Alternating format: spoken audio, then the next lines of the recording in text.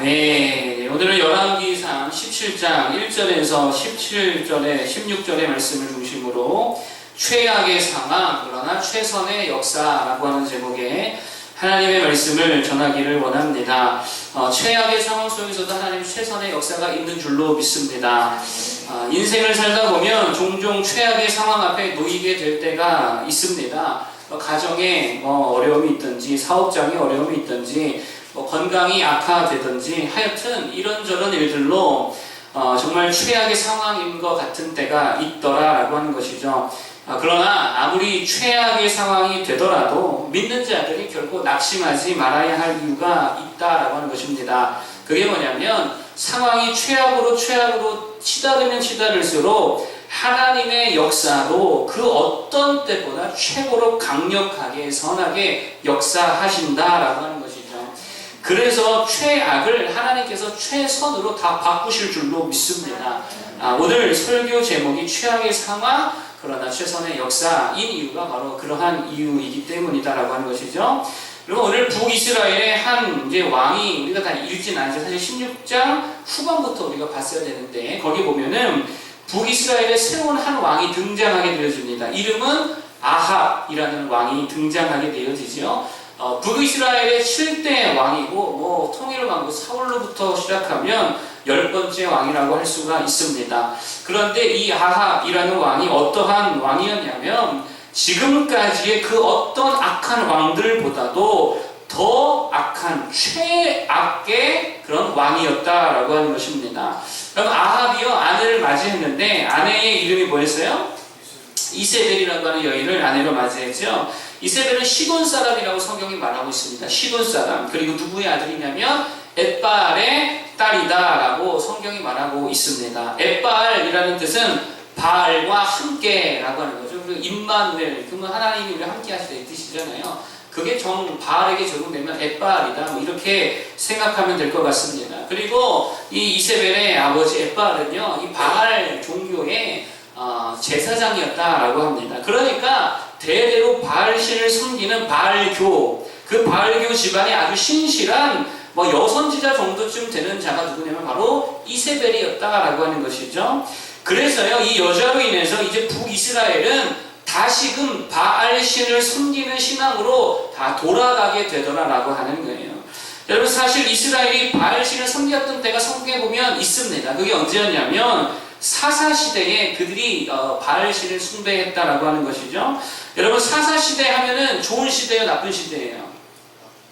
나쁜 시대죠. 가장 타락하고 가장 음란했던 시대, 정말 아무 기준도 없고 정말 막 살던 시대, 하나님 앞에 정말 혐오스럽던 시대가 사사시대인데 그때도 누구를 섬겼다고요? 바알신을 섬겼다고요. 그런데 그 바알 숭배를 언제 중간에 끊어버렸냐면 여러분 사무엘 아시죠? 사무엘 대제사장과 다윗 시대에 바알신을 숭배하는 것이 다 끊어져 버렸습니다. 그래서요 바알신을 다 성기도로 회개하고 하나님 앞에 돌이키고 다 끊어버리고 다 부셔버리고 여호와 신앙으로 돌아가게 되었다라고 하는 것이죠. 그게 그렇게 다윗 시대, 사무엘 시대, 또 솔로몬의 시대를 지나서 지금 이 시대에 이르기까지, 아합의 시대에 이르기까지 사실 바알신을 막 본격적으로 섬기지 않았었는데 오늘 아합과 이세벨로 인해 다시 그 음란한 종교가 북이스라엘에 들어오게 되었다라고 하는 거예요.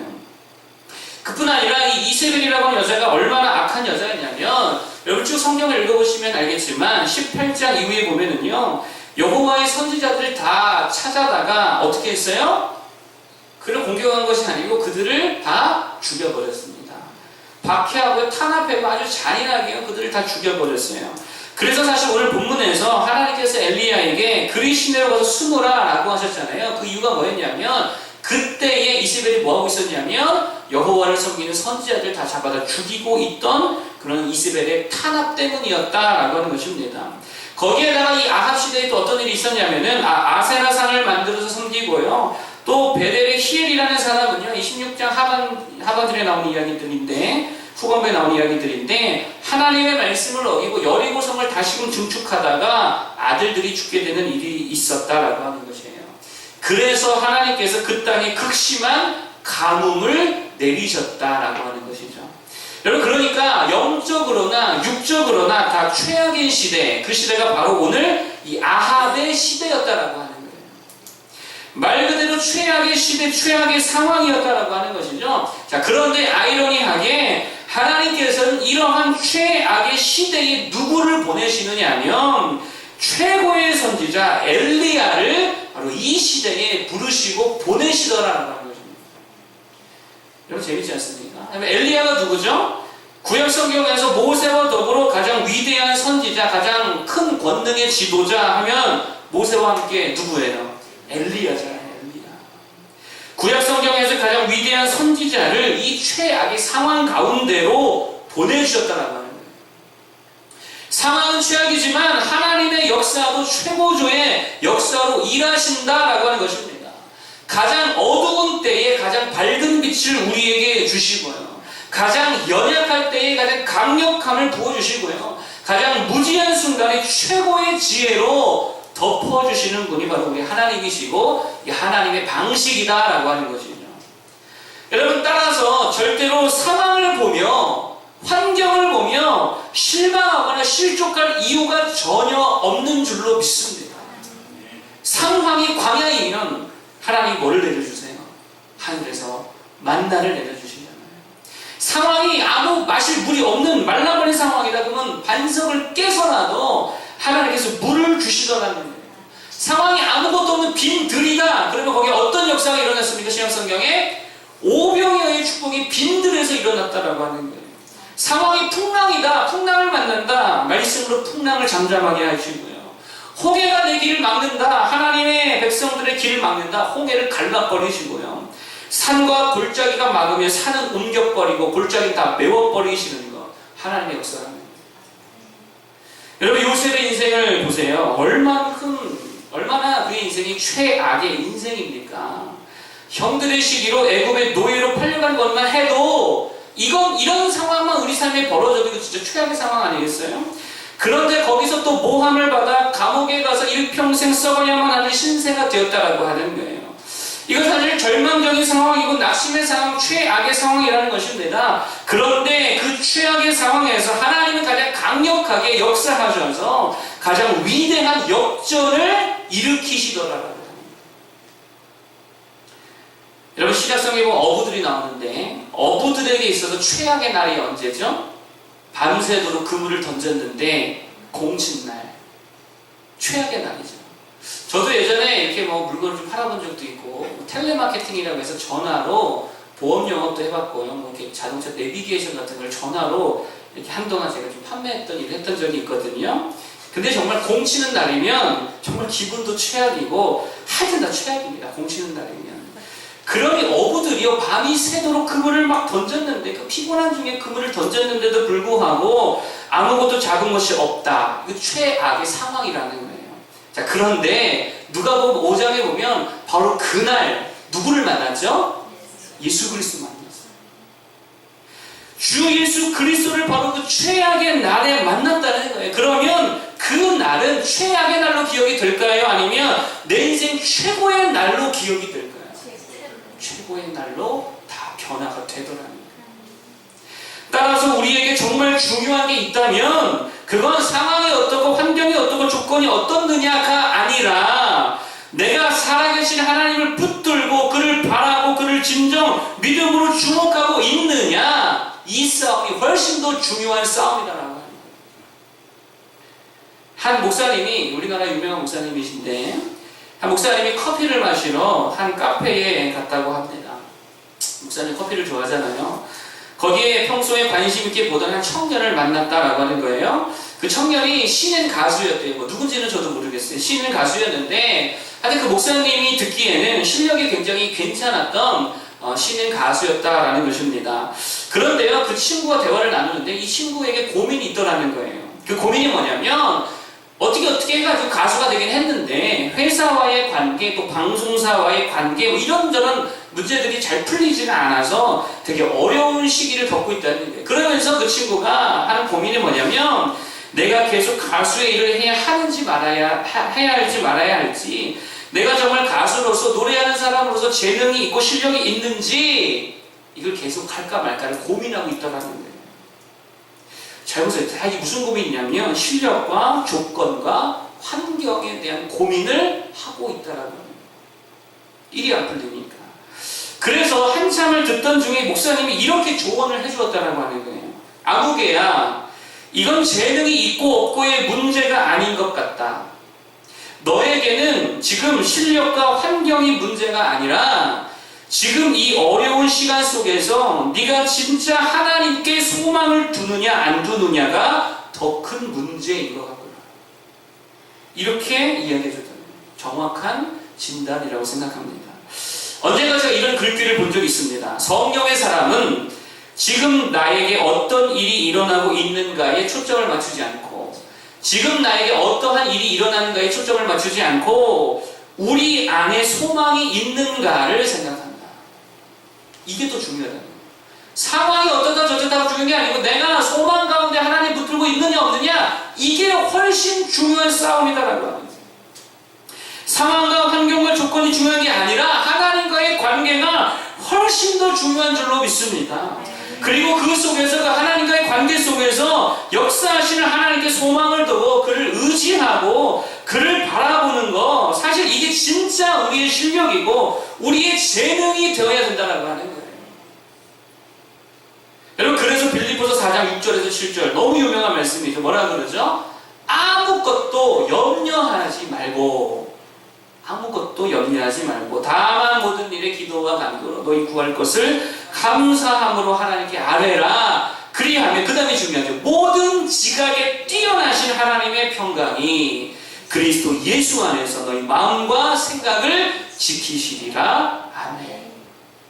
여러분, 우리가 염려하지 않고 감사함으로 기도할 수 있는 이유가 뭐냐면 모든 지각에 뛰어나신, 모든 지각, 그러니까 우리의 생각과 이해와 지식과 경험과 우리의 인지, 우리가 인지하는 것, 그 모든 것을 완전히 추월해 계시는 그리스도께서 그의 평강으로 우리 마음과 생각과 삶의 모든 것들을 다 지켜주신다라고 하는 거예요.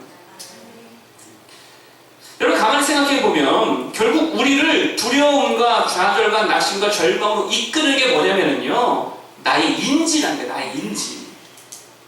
상황에 대한 나의 인지, 환경에 대한 나의 인지, 내 자신의 어떤 실력과 은사와 재능과 자원에 대한 나의 인지, 그게 결국 나를 낙심케 하고 절망케 하고 두려움과 근심에 사로잡히게 한다는 거예요. 무식하면 뭐하자?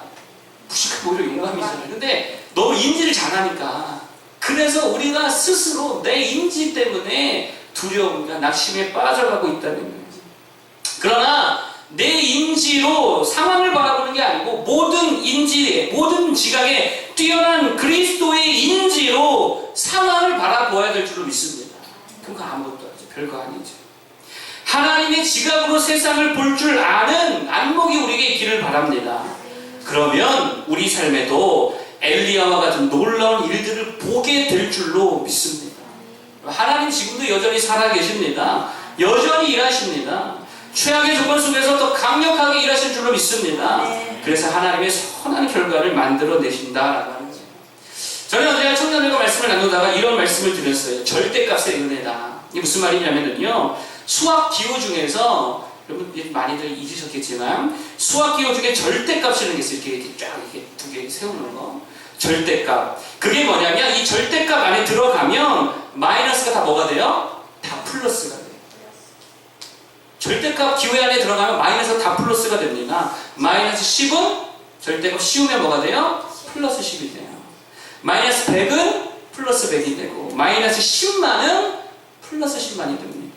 절대값이에요. 하나님의 은혜가 그런 것 같습니다. 우리의 상황이 다 마이너스 상황이라 할지라도 하나님 때문에 하나님의 절대값 안에 들어가면 다 플러스 인생으로 변화될 줄로 믿습니다. 상황이 안 좋으면 안 좋을수록, 마이너스가 크면 클수록 그 역전에 하나님의 역사하심이 더욱더 강력하게 역사하시더라라고 하는 거죠. 그 하나님 붙들고 승리하는 것도 되길 바랍니다. 두 번째로, 그러면 조금 더 구체적으로 엘리야를 통해 볼 때에 하나님께서 어떠한 역사를 이루셨는가, 이것을 좀 살피기를 원합니다.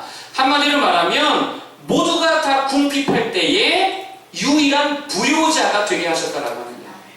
모두가 다 망해갈 때에 유일한 성공자가 되게 되게 하시더라라고 하는 거예요.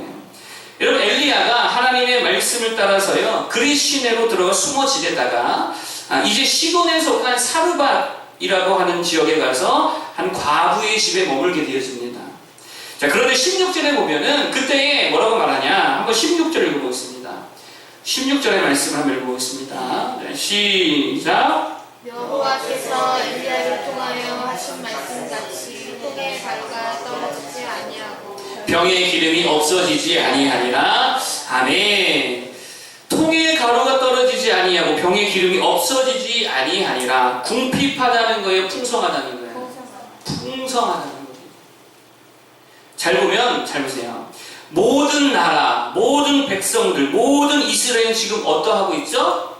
가뭄으로, 기근으로 인해 다 굶주려 있어요. 다 궁핍해 있어요. 그런데 왕궁에 사는 왕마저 뒤에 갖고 오게 되어지면요 먹을 걸 거로 막 돌아다니거든요. 그런데 그런데도 불구하고 그런 상황 속에서 유일한 곳, 하나님이 함께 하시는 그것도 과부의 집, 가난한 과부의 집, 거기만 풍성함이 넘치고 있다는 거예요. 그럼 이것이 하나님께서 베푸신 은혜인 줄 믿습니다. 다니엘의 색심도 좀 이와 비슷하지 않습니까? 그들이 여호와 믿는 신앙 때문에 어디에 들어가게 되어지죠? 풀무불에, 맹렬히 탄 풀무불에 들어가게 되어집니다. 그런데 타요, 안 타요? 안 타요. 다 불이에요. 다 불입니다. 그런데 그들만 타지 않아요. 어쩌면 그 중에서 좀 시원함을 느꼈을지도 모르겠다는 생각이 들더라고요. 방주가 뭐죠? 다 물바다예요. 다 사망이에요. 근데 거기만 생명이 있어요. 거기만 구원이 있어요. 출애굽기에 보면 온 애굽 나라에 다 10개 재앙이 내리는데 어디에만 없어요? 고센 땅에만 없어요. 온 나라 짐승이건 사람이건 첫 장자가 죽는 그 날에 이스라엘에만 아무 일이 일어나지 않았어요. 여러분, 그래서 이사야가 뭐라고 기록한지 아십니까? 저는 이 말씀이 참 유명한 말씀인데도 너무 읽을 때마다 감동이 되는 말씀인데 이렇게 기록하고 있죠. 야곱아, 너를 창조하신 여호와께서 지금 말씀하시느니라. 이스라엘아, 너를 지으신 이가 말씀하시느니라. 너는 두려워하지 말라. 내가 너를 구속하였고 내가 너를 지명하여 불렀나니 너는 내 것이라. 네가 물 가운데로 지날 때에 내가 너와 함께 할 것이라. 강을 건널 때에 물이 너를 침몰하지 못할 것이며 네가 불 가운데로 지날 때에 타지도 아니할 것이요 불꽃이 너를 사르지 못하리니 대전하는 여호와 내 하나님이요 이스라엘의 거룩한 이요 내 구원자임이라. 내가 애굽을 너의 속량물로 구스와 스바를 너를 대신하여 주었노라. 어마어마한 말씀을 주시고 있다는 거예요. 물 가운데로 지나도 물이 침몰하지 못하게 하시고 불 속에 있어도 불이 너를 사르게 하지 못하게 하시겠다. 특히 저는 이 구절이 좋아요. 내가 애굽을 너의 속량물로 구스와 스바를 너를 대신하여 주었노라. 여러분, 이게 무슨 말이죠? 애굽을 바쳐서라도 너 한 사람 내가 살리겠다라고 합니다. 다르게 표현하면 애굽은 다 망해도 그 속에서 너 한 사람은 건져주겠다. 스바와 구스가 다 망하는 순간 가운데에도 그 가운데에서 하나님의 백성 그 한 사람은 온전히 붙들어 주시겠다. 나라는 망해도 하나님의 백성 그 한 사람은 굳건하게 세워주시겠다. 놀라운 말씀을 주고 있다라는 거죠. 그래서 17절 이하에 보면 이런 이야기가 이제 등장하잖아요. 사르밧 과부의 아들이 갑자기 병이 들어 죽게 되어지는데 이때도 엘리야가 기도해서 그를 살려내더라는 거예요. 여기 무슨 의미가 있는 거냐면요, 병들어 죽었다는 말은 당시 많은 아이들이 그와 같이 죽고 있었다는 얘기죠. 거기에다가 극심한 가뭄까지 있었으니까 사실 많은 아이들이 그때에 다 굶주려서 병들어서 죽어가고 있었다라고 하는 거예요. 그런데 그런 상황 속에서도 오늘 이 집에만 뭐가 있냐면 부활의 은혜가, 회복의 은총이 이 집에만 있었다. 여러분, 우리 모두에게 이런 하나님의 최선의 역사와 은혜가 있기를 바랍니다. 우리의 가정에도요, 이런 부활의 은혜가 있기를 바랍니다. 회복의 은혜가 있기를 바랍니다. 여러분의 사업장에, 여러분의 통장에도, 여러분의 관계에도, 건강에도 하나님께서 부활하게 하시고 하나님께서 다시금 회복하게 하시는 은혜가 최악의 상황 속에서도 더욱더 분명하게 일어나기를 간절히 소원합니다. 하나님이 주시는 풍성함의 은혜라는 거예요. 다 안 돼도, 다 되는 상황이라도 하나님의 사람들 되게 하시더라. 세 번째로 그러면 마지막으로 그런 최악의 상황 속에 최선으로 일하시는 우리 하나님을 경험하기 위해서 우리에게 필요한 일이 있다면, 우리가 해야 할 일이 있다면 그게 뭐냐라고 합니다.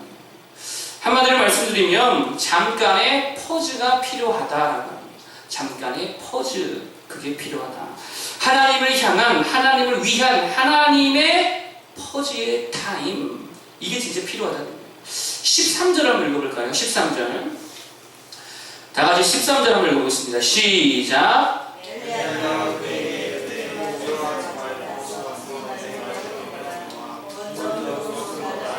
작은 떡 한 개를 만들어 내게로 가져오고 그 후에 너와 내 아들을 위하여 만들라. 아멘. 여러분, 엘리야가 지금 사르밧 과부에게 말하고 있는 게 무엇이죠? 주의 종을 섬겨라. 이렇게도 볼 수 있지만 그거는 좀 본질은 아닌 것 같아요. 그러다 인생의 급선회를 요구하고 있는가? 그것도 아닌 것 같아요. 뭐라고 말하냐면 네 말대로 하려니와 나 이거 먹고 죽겠습니다 그랬더니 그래 네 말대로 해. 그런데 네 계획대로 네 뜻대로 네가 하려던 거 그냥 하는데 그 전에 잠깐 퍼즈 멈춰두고 네가 하려던 일 잠깐 멈춰두고 하나님을 위한 하나님을 향한 잠깐의 퍼즈의 시간을 잠깐만이라도 가지라고 지금 권면하고 있다는 거예요. 아주 잠시라도 모든 일정 멈춰두고 기도를 하든 찬양을 하든 묵상을 하든 아주 잠시라도 주님을 위한 퍼즈 타임을 가지라는 거예요. 그리고 나서 네 하던 일 계속 해라라고 엘리야가 말하고 있다. 여러분, 슬픔에 잠겨있을 때에 슬퍼하는 일을 잠시 멈춰놓길 바랍니다. 즐거운 있을 때에 즐거운 웃음을 잠시 멈춰두고 하나님을 한번 보시기 바랍니다. 아무리 바쁜 가운데서라도 아무리 여유가 없는 상황 속에서라도 정말 오늘 사르밧 과부와 같이 뭔가가 다 끝나버린 것만 같은 마지막 순간 속에서도 아주 잠시라도 모든 상황 모든 시간 잠깐 멈춰두고 그 시간에 오직 하나님께 집중해보라는 거예요. 여러분, 우리에게 정말 필요한 게 바로 그것이다라고 하는 것입니다. 그리고 그 잠깐의 시간을 온전히 주님께 드리라는 거예요. 아주 잠깐이라도 온전히 주님을 한번 묵상해 보라는 것이죠. 적어도 그 포즈의 시간에는 기도에만 한번 집중해 보라는 거예요. 기도가 안 나오면 찬양이라도 한번 집중해 불러보자는 거예요. 다른 모든 잡다한 생각, 고민, 문제 그거 다 포즈에 넣고 멈춰두고 그냥 하나님만 바라보자라고 하는 거예요. 그러면 최악의 상황 속에서 최선의 일하시는 하나님을 그 찰나의 포즈의 시간에 만나게 될 줄로 믿습니다. 여러분, 야곱의 약복강가에서의 시간, 이게 그에게는 퍼즈 타임이었다라고 합니다.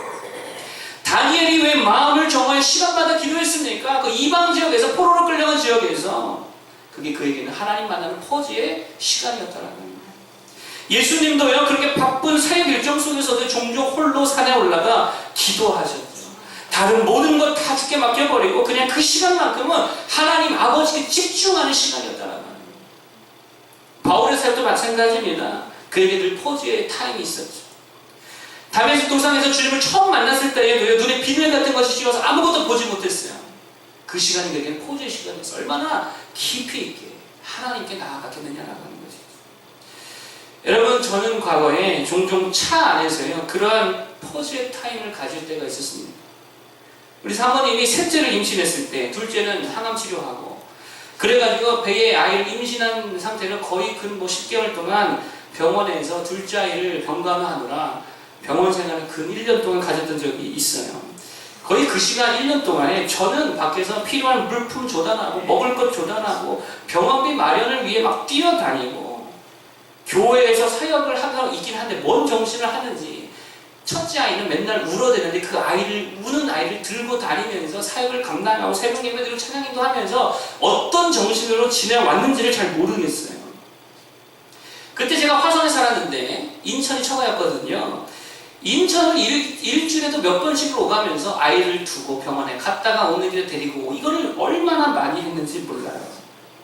그러다 보니까 정말 어느 순간에는 도저히 감당할 수 없을 것만큼 이 탈진 상태 마음에 연약함이 찾아올 때가 진짜 오더라는 거예요. 아이의 상태는 별로 호전되지 않고 병원비 택도 없이 모자르고 사역도 막 엉망진창이 되어버린 데다가 늘 졸음 운전하고 있고 온 가족들과 떨어져 지내야 할 때 그 모든 상황들 때문에 정말 모든 것이 다 무너지는 것만 같은 느낌을 받았습니다.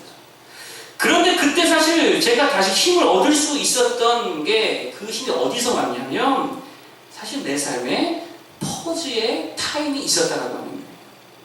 한 번은요, 정말 힘들고 피곤하고 너무 심신이 지쳐 있는데요, 막 비가 억수같이 쏟아지는 거예요. 억수같이 쏟아지는 거예요.